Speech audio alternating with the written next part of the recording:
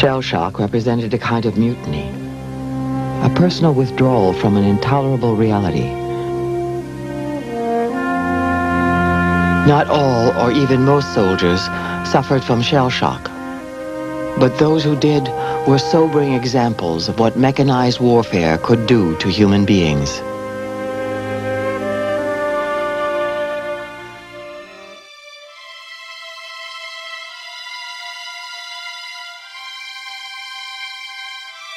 Others proved unable to overcome the psychological impact of war after living in these trenches full of mud, dirt, and dead bodies. The form of trauma known as shell shock was very common among war veterans, and it caused its sufferers to undergo fits of intense fear and shaking.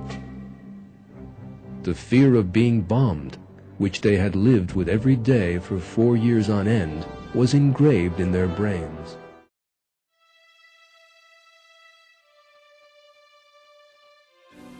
At present, my nerves are in a very poor state.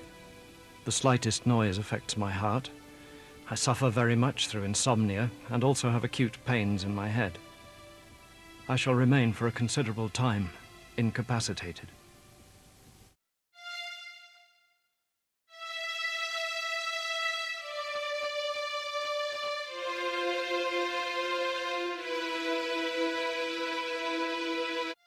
The stigma of shell shock was such that officers were not meant to break down, but many, like Herbert Leland, did.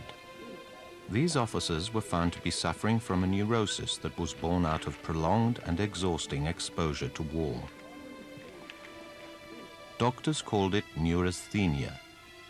The use of this term helped avoid the more embarrassing diagnosis of shell shock on their medical records. There obviously had to be an understanding of what was happening to not only the men, but the officer class as well. How could people with VCs, DSOs, how could they break down?